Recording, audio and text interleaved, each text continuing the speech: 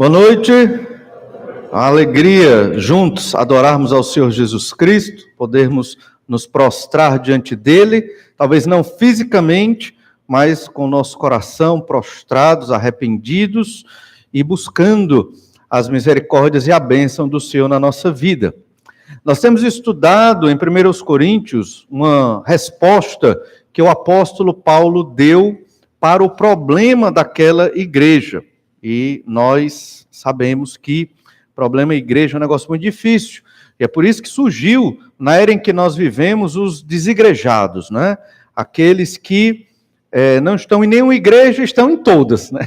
Eles estão passeando por aí, mas não têm compromisso com nenhuma igreja. Porque se decepcionaram com igrejas. E a gente sabe que isso acontece mesmo, mas não é justificativa e nem motivo para deixarmos de congregar na igreja do Senhor Jesus Cristo.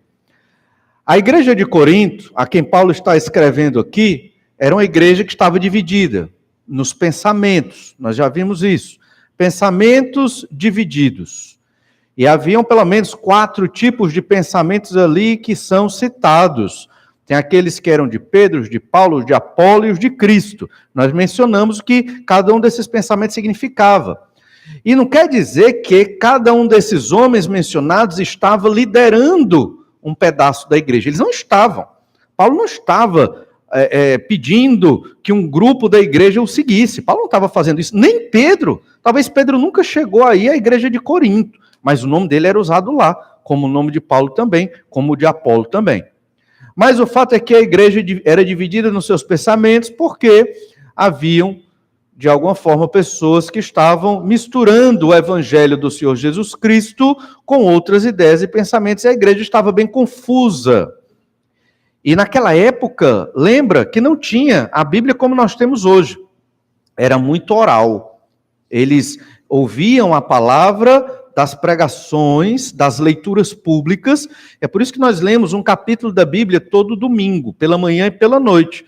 Porque nos tempos antigos, as pessoas não tinham a Bíblia para ler, como nós temos hoje, a não ser os que eram mais ricos, compravam alguns manuscritos, mas não tinham a condição de ter todos e de poder ter a Bíblia assim, tão compacta como nós temos em papel e até digital.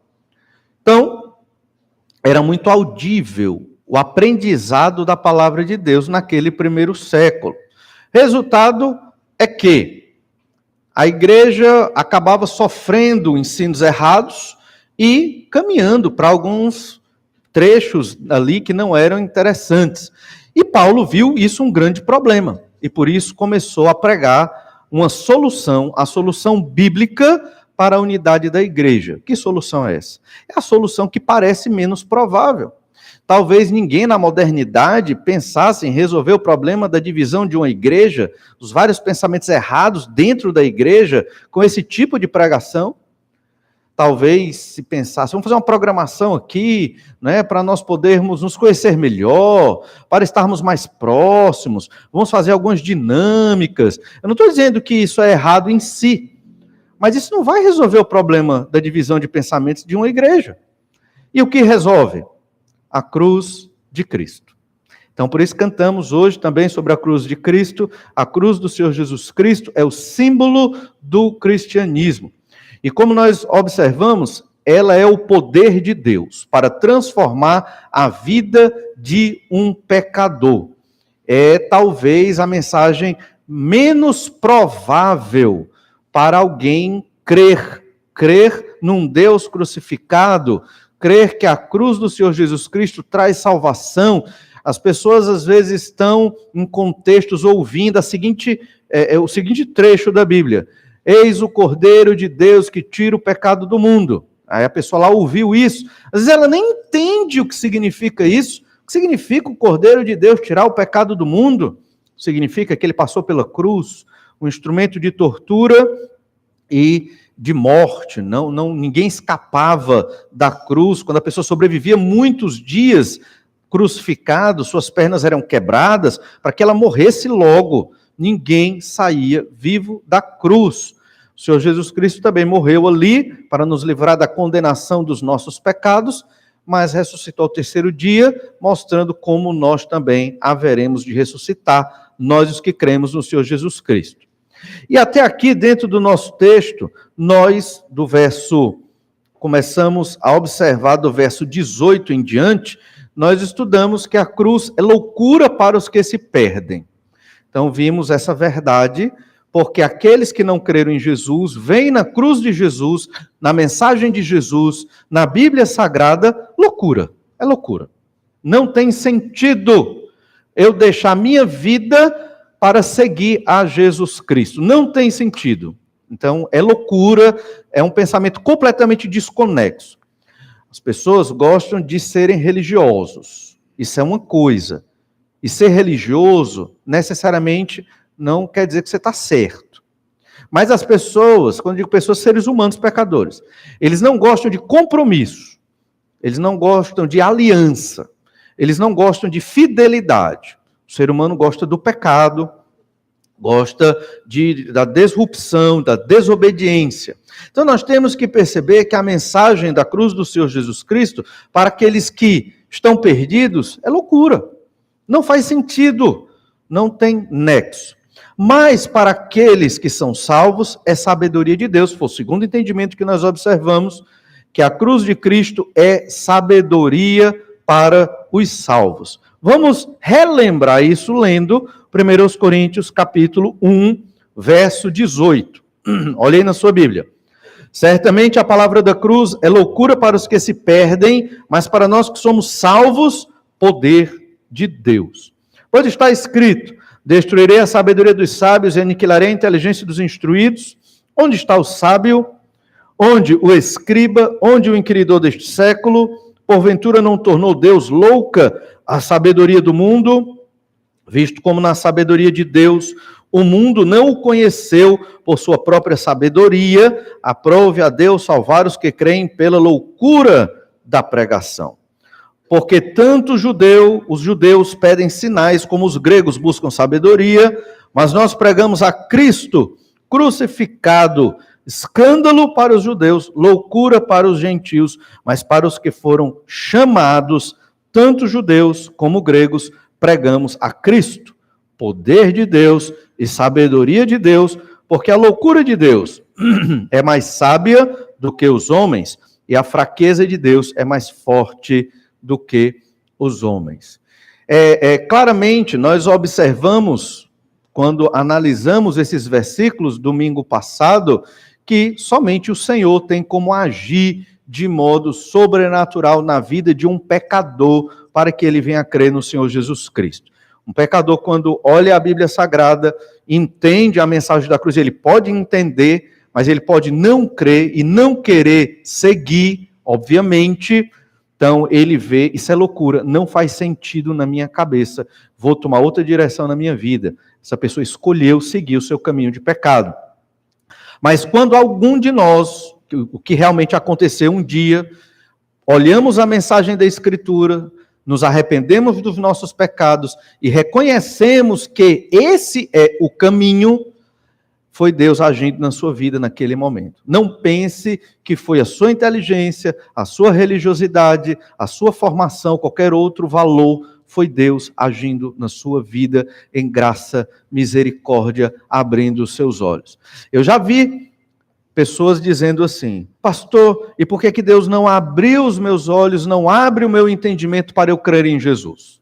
Eu digo, eu não sei, né? Só Deus pode fazer isso, só Deus age na vida das pessoas. O que eu sei é que nós não forçamos, nem obrigamos e nem devemos fazer isso, forçar e obrigar ninguém a crer no Senhor Jesus Cristo. Na verdade, a fé no Senhor Jesus Cristo é algo tão forte na vida de um pecador, quando isso acontece, que o pecador clama por Jesus. A fé em Jesus não deve ser barateada, como se nós estivéssemos jogando pérolas aos porcos. A fé no Senhor Jesus Cristo, ela é um tesouro, ela é um presente. Ela não é só para um grupo de pessoas, ela é para toda a humanidade, ela é oferecida a toda a humanidade, mas ela é um tesouro, é algo maravilhoso, é uma bênção crer no Senhor Jesus Cristo. Se perdeu muito dessa visão bíblica nos tempos modernos de hoje. E as pessoas oferecem a Jesus como se estivesse oferecendo um produto, né, para ser comprado. E não é assim. O Senhor Jesus Cristo é Deus. Quando pregamos o Evangelho, não estamos vendendo um produto, estamos oferecendo a oportunidade que o Senhor Jesus nos ensinou através da Bíblia Sagrada, de a pessoa seguir no caminho que leva a Deus, que é o próprio Senhor Jesus Cristo. Essa mensagem é uma mensagem santa, sagrada, maravilhosa, que não deve ser barateada, mas deve ser proclamada a todas as pessoas. E então chegamos no último aspecto desse texto, onde Paulo está dando a solução para o problema daquela igreja. Aquela igreja se via dividida. E agora, como resolver? Paulo ouviu das confusões que havia naquela igreja. Toda essa epístola trata de consequências do pecado daquela igreja. Como resolver? Paulo está dizendo, olhem para a cruz de Cristo. A cruz é o poder de Deus. Então, sempre que a igreja passar por dificuldades, olhar para a cruz do Senhor Jesus Cristo. A terceira e última verdade dentro desse nosso texto está do verso 26 ao verso 31. E quando nós lermos esse versículo, você deve pensar na seguinte ideia: a cruz de Cristo é a nossa vocação. Já parou para pensar qual é a sua vocação nesta vida? É a cruz do Senhor Jesus Cristo. Vamos ler a partir do verso 26, 1 Coríntios 1, 26. Irmãos, reparai, pois, na vossa vocação, visto que não foram chamados muitos sábios segundo a carne, nem muitos poderosos, nem muitos de nobre nascimento. Pelo contrário, Deus escolheu as coisas loucas do mundo para envergonhar os sábios, e escolheu as coisas fracas do mundo para envergonhar as fortes, e Deus escolheu as coisas humildes do mundo e as desprezadas, e aquelas que não são, para reduzir a nada as que são, a fim de que ninguém se vanglorie na presença de Deus. Mas vós sois dele, em Cristo Jesus, o qual se nos tornou da parte de Deus sabedoria e justiça, e santificação, e redenção, para que, como está escrito, aquele que se gloria, glorie-se no Senhor. A cruz de Cristo é a nossa vocação. Por vocação, que é a palavra-chave aqui, ela já apareceu lá no verso 24, mas para os que foram chamados, isso aqui é o termo vocação, que vem do latim. A palavra, o verbo, a expressão é latina, não é grega, e tem a ver com aquilo que é o sentido da sua vida. Qual a sua vocação? Para muitas pessoas, a vocação tem somente a ver com profissão, não necessariamente. Qual a vocação da minha existência? Qual é o sentido da minha vida? Eu fui chamado para este mundo para fazer o quê? Essa é uma das perguntas mais difíceis para o ser humano. Felicidade também envolve responder essa pergunta: por que que eu existo? Por que que eu estou aqui? Qual é a minha função nesta terra? Qual o meu papel no ecossistema, na sociedade? Porque, respondendo esta pergunta, eu entendo qual é a minha significância na humanidade. Eu entendo onde eu me encontro, eu entendo qual é o meu lugar, eu entendo qual é o meu papel, a minha importância, e eu vou me compreender como ser humano. Você foi chamado para quê? Você veio a existir para quê? Só para comer, dormir, crescer, trabalhar, procriar e ter momentos de lazer na vida? Sua vida é isso? Se for, não se preocupe, virá infelicidades, tristezas, sofrimentos. Você vai acordar um dia e vai pensar, qual o sentido da minha vida? E aí vem as depressões. E aí vem os desapontamentos consigo mesmo. Principalmente depois de algumas décadas de vida, você olha para trás e diz, o que foi que eu fiz? O que é que eu construí? E às vezes você construiu muita coisa. Aí você começa a pensar, e para que eu construí? Entendem? Então, nós temos realmente um vazio que precisa ser preenchido, e ele só é preenchido pelo Senhor nosso Deus. É Ele quem nos dá a significância para a nossa vida. É Ele quem nos dá valor. É o Senhor Jesus Cristo que nos dá a relevância da nossa existência. Por isso, aqui Paulo está tratando sobre vocação. Qual a vocação de vocês? É como se Paulo estivesse perguntando isso aos coríntios. Por que vocês estão tratando de tantos pensamentos diferentes? A vocação de vocês é a cruz de Cristo. Não é seguir a oratória dos gregos, ou a filosofia dos gregos, ou qualquer outro pensamento que esteja vigente no mundo da época. Não é viver das modas, porque o mundo vive de modas, né? Então, se você observar bem, alguns anos atrás haviam outras modas diferentes das de hoje. Então, não é essa a ideia.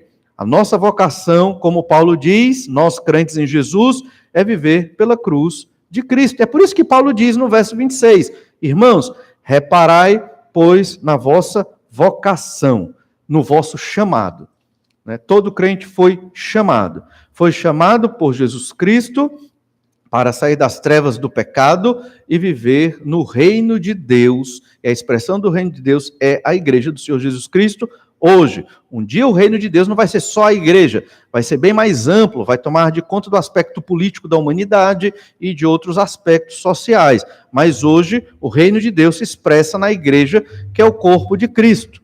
E ele continua no verso 26, visto que foram chamados muitos sábios segundo a carne, não foram chamados muitos sábios segundo a carne, nem muitos poderosos, nem muitos de nobre nascimento. Por quê que Paulo está dizendo isso?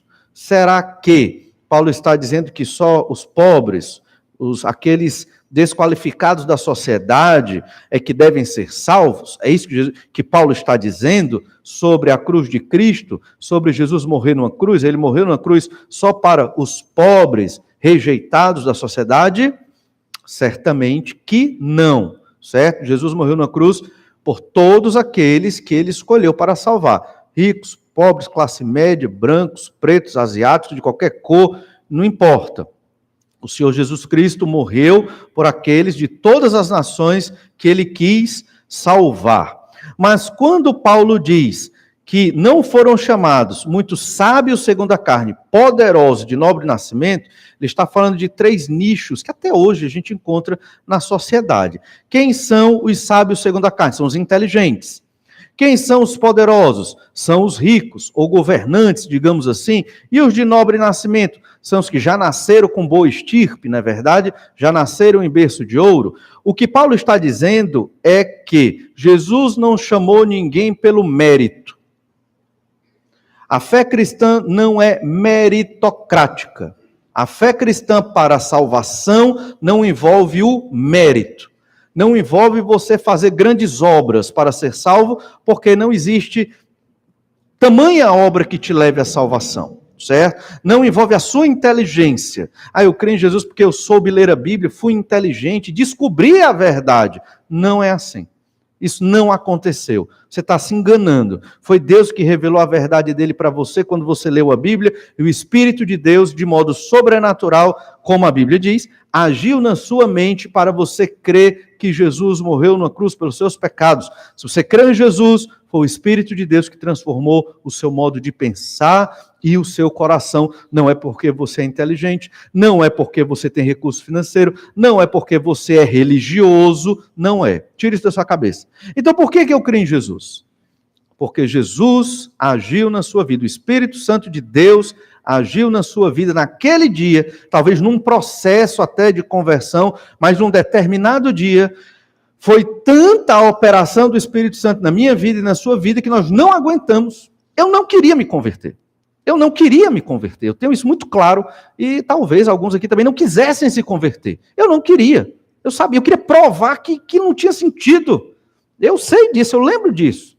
Mas eu não consegui. Como pode? É o poder do Espírito Santo de Deus. É Ele que nos convence do pecado, da justiça e do juízo. E nós, prostrados, adoramos a Jesus, crendo no Senhor Jesus Cristo. E é por isso que não obrigamos ninguém a crer em Jesus, porque ser humano nenhum pode convencer ninguém a crer em Jesus, é obra do Espírito Santo de Deus. Paulo está dizendo que a salvação, esse chamado para ser salvo, não é por mérito. Não são os mais inteligentes, nem os mais poderosos, nem os mais ricos que têm esse chamado. Mas também não quer dizer que são só os pobres que são chamados. Paulo está dizendo que não é por mérito, mas é somente pela graça de Deus. Por que Paulo está dizendo isso? Porque a cruz de Jesus nivela todos debaixo do mesmo nível. E qual é o nível que interessa para Deus? Somos todos pecadores.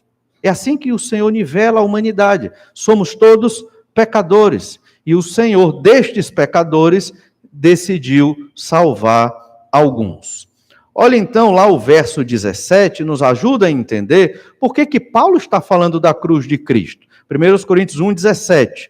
Porque não me enviou Cristo para batizar, mas para pregar o evangelho, não com sabedoria de palavras, para que se não anule a cruz de Cristo. Os vários pensamentos correntes naquela igreja estavam anulando a mensagem da cruz de Cristo. Você vai numa igreja e lá tem a teologia da prosperidade. Essa mensagem anula a cruz de Jesus Cristo. Você vai em outra igreja e você tem lá a teologia da libertação, que é outro ramo de pregação do evangelho completamente longe da verdade, está anulando a cruz de Cristo. E você vai em outra igreja, uma igreja mais esotérica, evangélica, mais esotérica, está anulando a cruz de Cristo. O centro da fé cristã é a cruz do Senhor Jesus Cristo. Não podemos fugir disso. Se sairmos disso, deixamos de ser uma igreja bíblica, uma igreja que adora ao Senhor da maneira correta. Por isso, Paulo está trazendo a verdade desta pregação da cruz de Cristo e dizendo: repare no chamado de vocês. Quando vocês foram chamados, quando vocês foram chamados para essa vocação de quê? De ser crente, vocação de ser cristão, vocação de ser filho de Deus, vocação de ser luz no meio das trevas, vocação de ser discípulo de Jesus, vocação de ser pregador do evangelho. Todos nós crentes fomos chamados para ter esta vocação. Então, nós que temos esta vocação, lembre-se disso, é o que Paulo está dizendo aqui. Não é porque você merece, é pela graça de Deus. Não foram os nobres, os poderosos que foram chamados, mas aqueles que Deus quis chamar. Olha o verso 27. Pelo contrário, se não foram os nobres, os poderosos, quem foram? 1 Coríntios 1, 27. Pelo contrário, Deus escolheu as coisas loucas do mundo para envergonhar os sábios, escolheu as coisas fracas do mundo para envergonhar as fortes. Aí, tá vendo, pastor? Jesus veio salvar só os pobres. Não é isso que Paulo está dizendo. Paulo está querendo mostrar que Deus, ele escolheu chamar, salvar, trazer para a igreja dele os que são loucos e aqueles que são fracos. Quem são os loucos e quem são os fracos desse mundo? Todos os seres humanos. Todos são pecadores. Alguns acham que não são. Esse é o problema, entendeu? Todos são pecadores. Todos estão perdidos debaixo do pecado. Todos são fracos. Todos são loucos porque rejeitaram o Deus verdadeiro, o Senhor Deus Todo-Poderoso. Então, destes todos loucos, fracos, o Senhor escolheu alguns. E o Senhor fez isso para envergonhar os sábios, para envergonhar os fortes. Quem são os sábios? Quem são os fortes? Não tem. São aqueles que pensam que são sábios, que pensam que são fortes, que com o seu próprio entendimento, que acham que com a sua própria força, os seres humanos que pensam dessa forma, acham que vão chegar a algum lugar na sua vida. E não vão. Vão ser infelizes nesta vida e na vida por vir, na condenação ao inferno por toda a eternidade, se não crerem no nome do Senhor Jesus Cristo. Então, Paulo, ele está usando a própria metodologia do Senhor Jesus Cristo, a gente vai ver como Jesus falou essas mesmas verdades ainda hoje, para mostrar que toda a humanidade está perdida. Todos são loucos, todos são fracos. Quem acha que é sábio e forte, está iludido e enganado. Quem acha que com a sua própria prática religiosa vai chegar até Deus, está perdido também. É só através da cruz de Jesus Cristo que chegamos até Deus. É pela graça de Deus, pelo poder do Senhor. Não é por mérito humano. Agora, depois de se arrepender dos pecados e crer em Jesus, e você pode fazer isso, se você ainda não creu, você pode fazer isso na sua casa, né? Você pode fazer na sua casa, você pode simplesmente orar, conversar com Deus e dizer: Senhor, eu quero confessar todos os meus pecados, e eu quero entregar minha vida ao Senhor, quero que o Senhor me salve. Se você fizer essa oração sinceramente, você será salvo pela cruz do Senhor Jesus Cristo. E o poder de Deus vai agir na sua vida. Você vai querer ler a palavra, porque é da natureza do novo convertido, da natureza daquele que crê em Jesus. Você vai querer estar na igreja, você vai querer pregar o evangelho, porque o Senhor transformou a sua vida. É algo que só Deus faz na vida de um pecador que está perdido. A graça de Deus, ela envergonha os sábios e os fortes. Esse verbo envergonhar pode ser traduzido como desonrar. Então, quando Deus salva um pecador como eu, ele está mostrando para a humanidade, enquanto ele me ama, está mostrando o poder dele ao salvar um pecador perdido como eu, desonrando e envergonhando a sociedade de pecado que não crê no Senhor. Então, a graça de Deus, ela é expressa exatamente dessa forma. Lembre-se, os perdidos, quando olham para essas verdades, a cruz de Cristo, eles não veem sabedoria nisso. Eles não veem a bênção de Deus nisso. Eles veem loucura. E realmente é compreensível eles verem loucura, porque eles não pensam com a mente de Cristo. Ainda não creram no Senhor Jesus Cristo. Mas os que foram salvos veem isso como sabedoria de Deus. É interessante também que o verso 27 que acabamos de ler, onde diz assim, envergonhar, noutra versão é traduzido por confundir. 1 Coríntios 1, 27, na versão Almeida Corrigida Fiel, outra tradução da Bíblia, diz assim: mas Deus escolheu as coisas loucas deste mundo para confundir as sábias, né? E Deus escolheu as coisas fracas deste mundo para confundir as fortes. Desonrar, confundir, em que sentido? Aquela pessoa que se acha muito forte, muito capaz, muito cheia de si, trabalhei minha vida toda, construí o meu império, fiz o meu nome, e as pessoas acham que os nossos feitos humanos nos fortalecem. Não é verdade. Só Deus nos fortalece. Quando você ouvir uma pessoa assim, saiba que por dentro ela está extremamente fragilizada e arrasada, e ela está se apegando no que ela pode para justificar a sua vida. Entende? Talvez pessoas assim até comprem os seus amigos de uma forma ou de outra para ter pessoas próximas. É triste. As coisas deste mundo não validam quem nós somos. As coisas deste mundo, elas têm a sua função, têm o seu lugar, temos que trabalhar, temos que poupar, temos que cuidar das coisas, pagar as contas, isso aí é bíblico, é natural, e não é disso que eu estou falando, mas estou falando de você usar as coisas deste mundo para legitimar sua alegria, justificar sua existência, provar para si mesmo que você é alguém. Se você pensa assim, você está longe do pensamento do Senhor Jesus Cristo.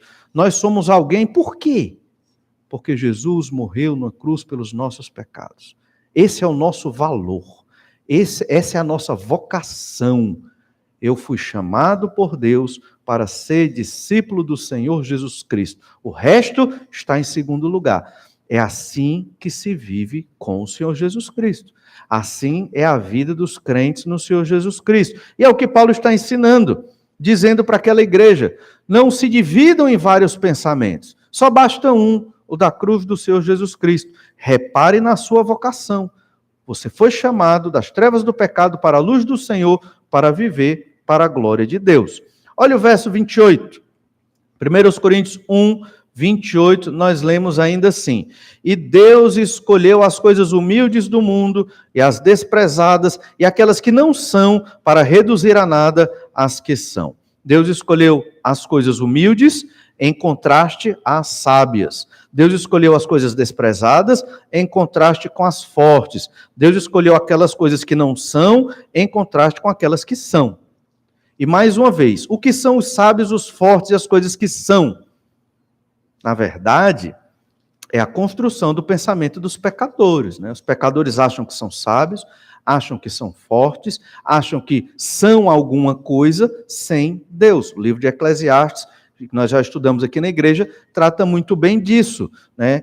Vaidade de vaidades, diz o pregador, tudo é vaidade, tudo é inútil na vida, se você vive sem Deus, se você vive sem o Senhor Jesus Cristo. Então não existe felicidade nesta vida sem o Senhor Jesus Cristo. Não existe salvação para a vida futura sem o Senhor Jesus Cristo. E é o que Paulo está dizendo aqui. Se você está triste, infeliz, tem problemas, uma série de outras coisas, certamente, ou é porque você nunca creu no Senhor Jesus Cristo, ou porque talvez não esteja vivendo em comunhão com Jesus como deveria viver. O Senhor Jesus Cristo, quando esteve na terra, ele pregou para esses humildes e desprezados. Mas lembre-se, Jesus pregou para fariseus, Jesus pregou para escribas, o próprio José de Arimateia, foi o homem que pegou o corpo de Jesus na cruz e levou para um sepulcro, era um discípulo de Jesus, era um homem convertido, era do sinédrio judaico, era um homem importante, assim como Nicodemos, que se converteu depois também, eram homens poderosos daquela época, que não conseguiram impedir a crucificação de Jesus, graças a Deus por isso. Então Jesus também os chamou. Não estamos falando aqui da questão de ser rico ou pobre para ser chamado, para ser servo do Senhor Jesus Cristo. Mas estamos falando do pensamento dos pecadores, né? O pecador acha que sem Deus ele é alguém. Ele acha que vai ser feliz e construir sua vida sem a cruz de Jesus em si. Isso não vai acontecer. Então, tem uma história muito interessante que Jesus pregando a uma mulher, lá em Lucas capítulo 7, verso 36, a gente vai ler essa história. Na verdade, aqui, Jesus foi para a casa de um fariseu, tomou lugar à mesa ali, o fariseu chamou Jesus certamente, os fariseus faziam isso para experimentar Jesus. Os fariseus eram estudantes do Antigo Testamento, estudavam muito a Torá, os 5 primeiros livros, onde estava ali a lei de Moisés, os 5 primeiros livros da Bíblia Sagrada, que o judeu chama de Torá, que quer dizer lei ou instrução, e ele estava ali para experimentar o Senhor Jesus. E aí, Jesus foi lá jantar, entrou na casa do fariseu, Lucas 7, verso 36. No verso 37, nós lemos assim: e eis que uma mulher da cidade pecadora, sabendo que ele estava à mesa na casa do fariseu, levou um vaso de alabastro com unguento. É estranho para nós, que somos muito individualistas, entender essa história. Como é que aquela mulher entra do nada e está ali, né? Na verdade, Jesus era, nesse momento, uma celebridade. Jesus já tinha feito muitos milagres. E as pessoas andavam, multidões, atrás do Senhor Jesus Cristo, de modo que ele ia para alguns lugares ficar isolado para orar e para ter um tempo com os seus discípulos mais próximos. Então a multidão sempre estava atrás de Jesus. Quando eles entraram nesta casa, este fariseu certamente deixou as portas abertas. E haviam pessoas ao redor da mesa, observando tudo que estava acontecendo ali. A mesa era mais baixa e eles sentavam de lado. Estranho na nossa cultura, a gente senta nas cadeiras, né, com a mesa. Lá não, eles sentavam de lado, apoiados num braço, comendo com o outro. Acho que depois eles mudavam, quando davam uma cãibra, e aí ficavam se revezando. E as pernas era meio de ladinho, era mais ou menos assim que eles sentavam naquele momento. Aquela mulher, o texto não fala todas as informações aqui, mas certamente aquela mulher já ouvira da pregação de Jesus em outros contextos. Eu gostaria muito de ler livros ou filmes assim, contando a história de como aquela mulher ouviu Jesus pregar. E é muito provável que ela estava aguardando um momento para suplicar o perdão de Jesus. Ela provavelmente já havia crido no seu coração, mas ela queria pedir esse perdão para o Senhor Jesus Cristo. Na mente dela, ela já cria que ele era o Messias. Mas quem era essa mulher? Uma pecadora, muito provavelmente uma mulher que tinha uma vida assim arrasada, socialmente, moralmente, né, da pior estirpe ali da cidade. Mas ela entrou. E ela chegou perto do Senhor Jesus Cristo, verso 38, e estando por trás aos seus pés, chorando, regava-os com suas lágrimas e os enxugava com os próprios cabelos e beijava-lhes os pés e os ungia com unguento. Por que ela fez isso? Ela estava arrependida dos pecados dela. Aquele perfume caríssimo era o seu instrumento de trabalho. Ela vivia como meretriz, como prostituta, provavelmente. E ela estava dizendo, eu não vou mais viver esta vida, e jogando o perfume nos pés sujos do Senhor Jesus Cristo, que não tinha um tênis nem sapato fechado, eram sandálias abertas, o pé suava, andando na poeira. Então ali não era muito limpinho, né, os pés das pessoas naquele período. Por isso que quando você chegava na casa de alguém, era questão de cortesia você ter uma bacia ali, uma toalha para a pessoa lavar os pés e poder secar os pés e poder relaxar um pouco. Não foi o que foi feito com Jesus na casa deste fariseu. E então o verso 39 diz, ao ver isto o fariseu que o convidara disse consigo mesmo, ele pensou. Ele não falou para ninguém. Disse consigo mesmo, quer dizer que ele pensou só ele com ele mesmo. E o que foi que ele pensou? Se este fora profeta, bem saberia quem e qual é a mulher que lhe tocou, porque é pecadora. Então ele foi maledicente. Maledicência não é só falar mal das pessoas, é pensar mal das pessoas. Ele pensou mal de Jesus. Ele chamou Jesus ali para testar Jesus, para achar erros em Jesus. E ele achou, entre aspas, né? Porque não houve nenhum erro aqui, mas na cabeça dele foi um erro.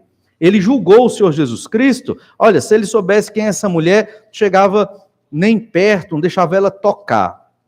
Os judeus naquele período criaram algumas leis derivadas da lei de Moisés, leis que nunca estiveram na Bíblia Sagrada, e uma destas prescrições, era que um judeu não poderia tocar num gentil, porque senão ele ficaria impuro. Ele não poderia tocar num gentil, muito menos uma pecadora como essa. Às vezes a gente lê a Escritura e não percebe certos textos que, se fossem lidos naquela época do primeiro século, chocaria como chocaram.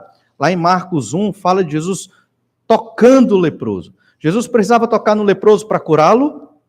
Não precisava. De longe, Jesus podia curar uma pessoa. Por que ele tocou?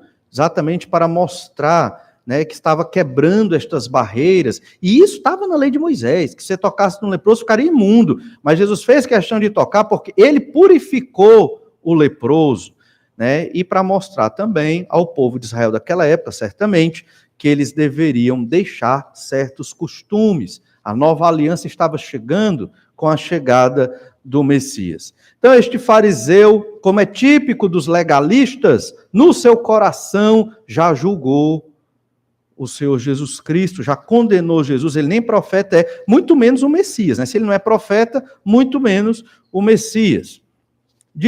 Verso 40, dirigiu-se Jesus ao fariseu e lhe disse, Simão, uma coisa tenho a dizer-te. Ele respondeu, dize-a, mestre. Certo credor tinha 2 devedores, um lhe devia 500 denários e o outro 50. Não tendo nenhum dos dois com que pagar, perdoou-lhes a ambos. Qual deles, portanto, o amarás mais? O que devia 500 ou o que devia 50? Óbvio, né? O que devia 500, não é verdade? Qual dele o amarás mais? Respondeu-lhe Simão, suponho que aquele a quem mais perdoou. Replicou-lhe, julgaste bem.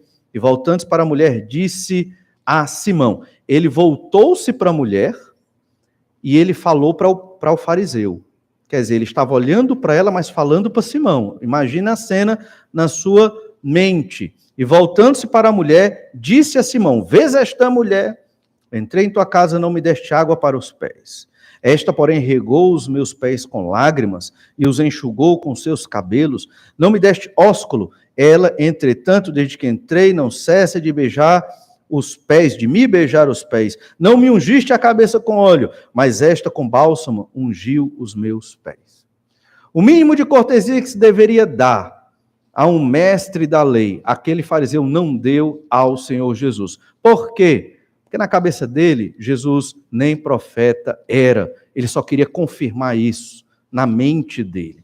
Ele não tinha o mínimo respeito pelo Senhor Jesus Cristo e nem pensava em pedir perdão a Jesus por nada. Mas aquela mulher não.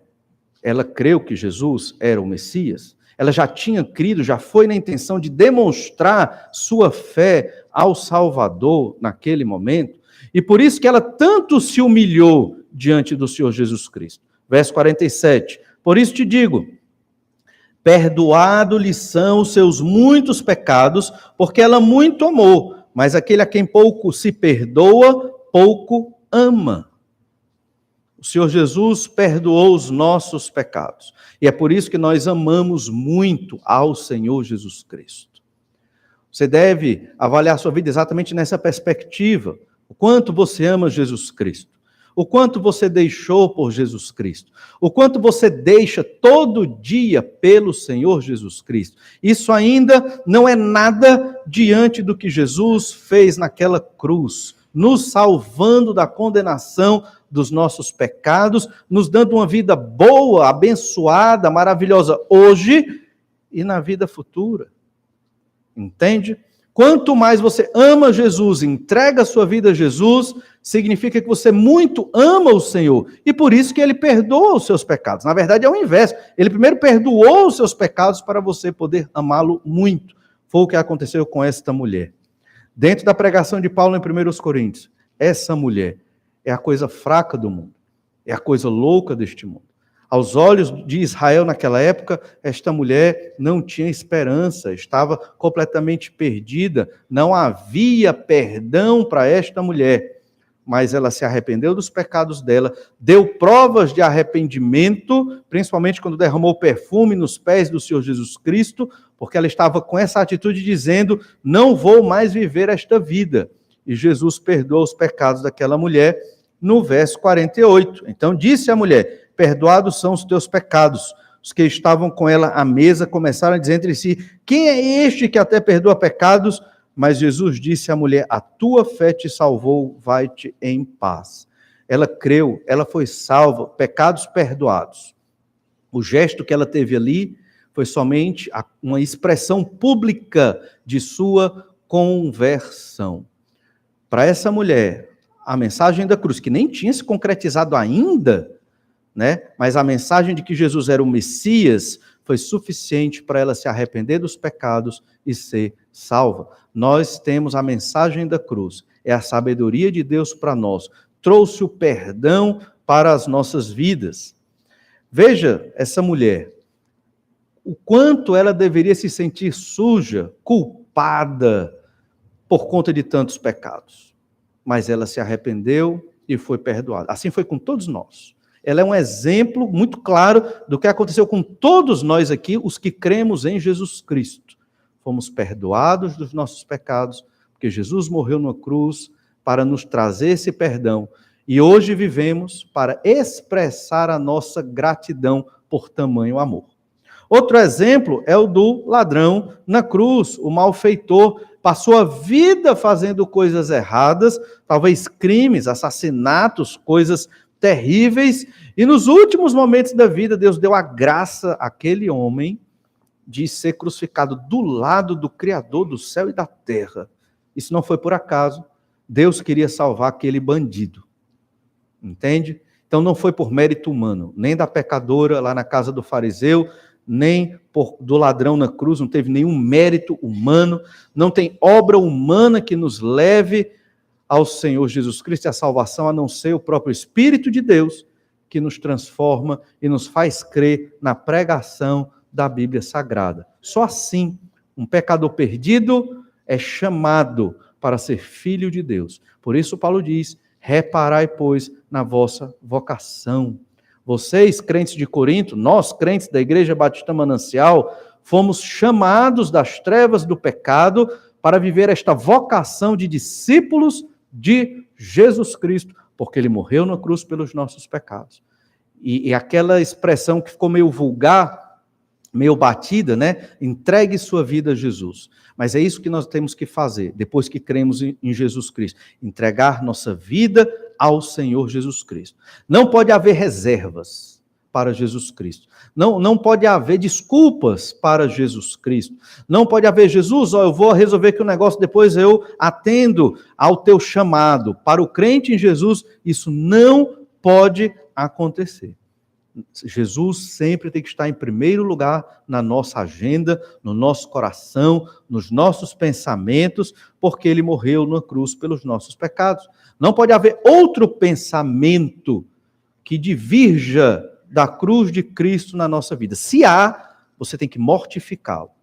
Você tem que tirar isso da sua mente, do seu coração, porque não é de Deus. Mas é interessante pensar também que, embora Paulo tenha usado esse jogo de palavras, dizendo que as coisas loucas, as coisas fracas, envergonham as sábias e as fortes, é importante destacar que não existem coisas sábias e fortes, certo? Não existe. Não existe um ser humano sábio e forte. Você pode ser inteligente até nas coisas do mundo, você pode ser inteligente na sua profissão, que, por sinal, é graça de Deus, Deus também te deu esta inteligência, não é mérito seu, porque foi Deus que lhe criou e permitiu que você estivesse vivo aqui hoje, mas o fato é que não há sábio e forte para a salvação, sábio e forte que não venha glorificar ao Senhor.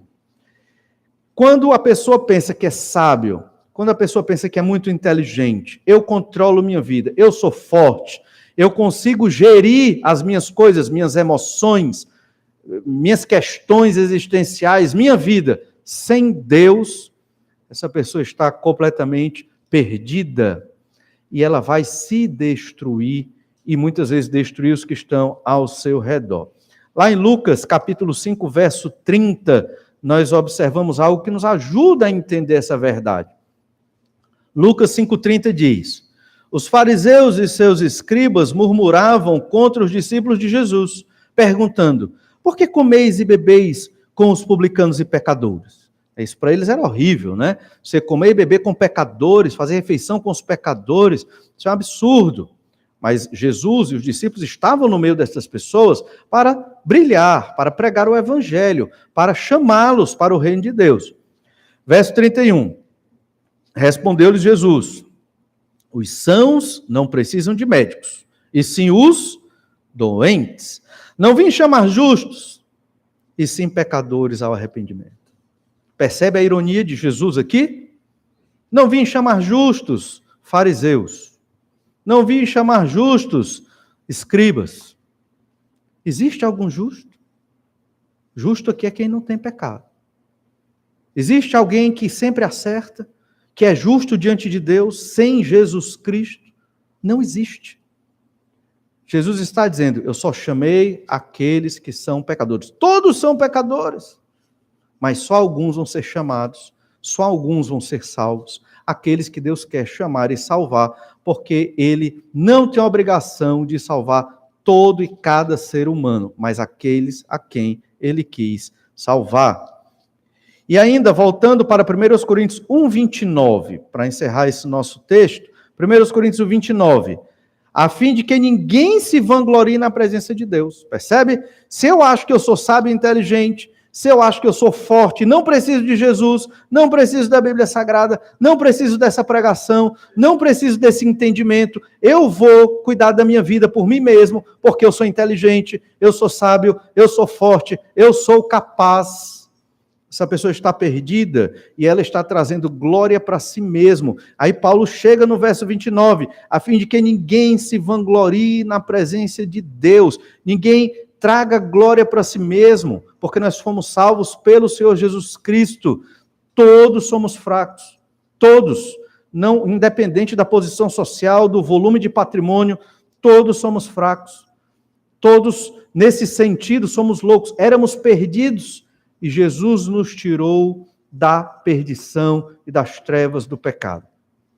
Quando eu era bem mais novo, eu achava que o evangelho era só para os drogados, era só para aqueles criminosos, era só para as pessoas socialmente à margem.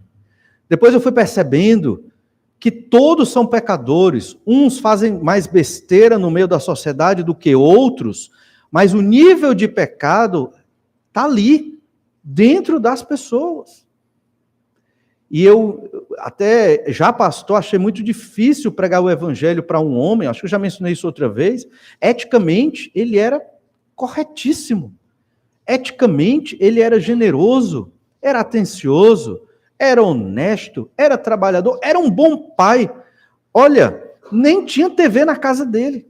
Só para você ver, porque ele achava um absurdo ter uma televisão. Veja como ele buscava uma vida justa diante do Senhor. Mas ele foi visitar a nossa igreja lá em Juazeiro do Norte. E aí eu digo, bem, se esse homem crê em Maria, ele não pode ser um salvo. Aí a minha mente entrou em conflito, né? Só os pecadores, assim, né? É que a gente prega. E esse homem, ele é mais justo do que eu aqui, né? Como pastor da igreja. E aí eu percebi o quanto eu era pecador. E aí fomos pregar o evangelho para ele. Ele foi conviver na nossa igreja. Ele creu em Jesus Cristo. E ele reconheceu os seus pecados. É porque às vezes, irmãos, a gente pensa que o pecado é só o que a gente está vendo. Ali é só a ponta do iceberg. O pecado é muito mais profundo. Está na mente, no coração. Às vezes você vê pessoas que aparentemente são ilibadas ali, excelente conduta social, mas se não tem Jesus Cristo, estão perdidos, cheios de pecado, de culpa, de problemas e dificuldades, precisam do evangelho, precisam do arrependimento, a fim de que ninguém se vanglorie na presença de Deus. E pula aí para o verso 31, 1 Coríntios 1, 31, para que, como está escrito, aquele que se gloria, glorie-se no Senhor. Qual era o problema da igreja de Corinto? Gloriava-se em si mesmo. Qual era o problema da igreja de Corinto? Se achavam muito sábios. Por isso que cada um tinha um pensamento diferente. São muito inteligentes, né? Muitos buscando a filosofia grega, outros buscando a lei judaica, outros buscando a oratória. Então, todos se achavam muito sábios, muito entendidos, muito compreendidos das coisas do mundo daquela época e esqueceram o que eles já conheciam, a cruz de Cristo, estavam perigando anular a cruz de Cristo. Não é perder a salvação, mas é anular o principal fundamento. Jesus foi pregado na cruz para nos livrar da condenação dos nossos pecados e nos conferir valor. Nós tivemos valor a partir da cruz de Jesus Cristo. Deixei de ser visto por Deus como um criminoso por causa de Jesus e agora sou visto como um santo que vai estar com o Senhor naquele dia. Mas, pastor, que arrogância, né? Você é pecador igual a todos nós. É verdade, mas eu me arrependi dos pecados e criei no Senhor Jesus. E se você não se arrependeu, pode se arrepender dos seus pecados e crer no Senhor Jesus Cristo. E ser salvo, e ter convicção de salvação, porque é o que a Bíblia Sagrada nos ensina. Veja o verso 30 que eu pulei de propósito. Mas vós sois dele, em Cristo Jesus. A nossa vocação é ser de Jesus Cristo. Entende? O que é que tem que dominar o meu pensamento, a minha vida? O que é que norteia os propósitos da minha vida? Eu sou de Jesus Cristo. Eu fui chamado por Jesus Cristo. Eu pertenço a Jesus Cristo. A minha fé é em Jesus Cristo. Eu sigo a Jesus Cristo, crucificado, que foi morto, mas ressuscitou ao terceiro dia. Ah, pastor, já sei de tudo isso. Então viva! Essa é a ideia. Então vamos viver a cruz do Senhor Jesus Cristo. Vamos imitar tudo que Jesus fez e pregar este santo evangelho. A igreja não deve ter 4, 5, vários pensamentos. Um pensamento, pregar o evangelho de Jesus Cristo, viver a vida de Jesus Cristo aqui na terra. É simples. Mas aquela igreja não estava entendendo isso. E por isso estavam vivendo longe do Senhor. Por isso, tantos problemas que aquela igreja passou. Percebe? É isso que Paulo quer, que não demos glória a nós mesmos, mas glorifiquemos ao Senhor. Olha, 1 Coríntios 1:10. 1 Coríntios 1:10. Rogo-vos, irmãos, pelo nome de nosso Senhor Jesus Cristo, que faleis todos a mesma coisa, que não haja entre vós divisões, antes sejais inteiramente unidos, na mesma disposição mental e no mesmo parecer. Qual é a mesma disposição mental? Qual é o mesmo parecer? Jesus Cristo crucificado, que é poder de Deus na nossa vida, porque é sabedoria de Deus na nossa vida e que supera qualquer entendimento humano, qualquer poder neste planeta, é o poder da cruz do Senhor Jesus. Vamos orar, pedir que o Senhor nos dê este poder e esta sabedoria. Obrigado, Senhor, pela tua graça, que nos tirou das trevas do pecado. Obrigado, Senhor Deus, pelo Senhor Jesus Cristo, que morreu na cruz para nos dar vida e vida em abundância. Ó Pai, o quanto somos abençoados e felizes, porque o Senhor agiu nas nossas vidas. Mas também, Senhor Deus, nós suplicamos a Ti, por aqueles perdidos no nosso meio. Tem misericórdia, ó Deus, faz com que a Tua palavra lida hoje atinja os corações perdidos, que o Teu Santo Espírito os transforme, pelo querer da Tua vontade. Mais uma vez, Senhor Deus, obrigado, porque éramos as coisas loucas, éramos as coisas fracas, e o Senhor nos transformou. Ainda temos as nossas fraquezas e loucuras, porque o pecado ainda está em nós, mas também temos o poder do Senhor nas nossas vidas, desde o dia em que cremos no Senhor Jesus para a salvação. Nos ajuda, ó Deus, nós que somos a Tua igreja, para que dia a dia vivamos tementes a Ti, tendo o Senhor na nossa mente e coração, para glorificar o Teu nome, jamais trazendo glória para nós, mas para glorificar o Teu nome através de uma vida que Te agrada e da pregação do Evangelho. Mais uma vez, ó Pai, obrigado pela salvação em Cristo Jesus. É o que oramos gratos no nome do Senhor Jesus Cristo. Amém. Vamos orar mais um pouco. Temos um tempo de oração silenciosa enquanto será tocado o pós-lúdio. Deus te abençoe e uma boa semana a todos.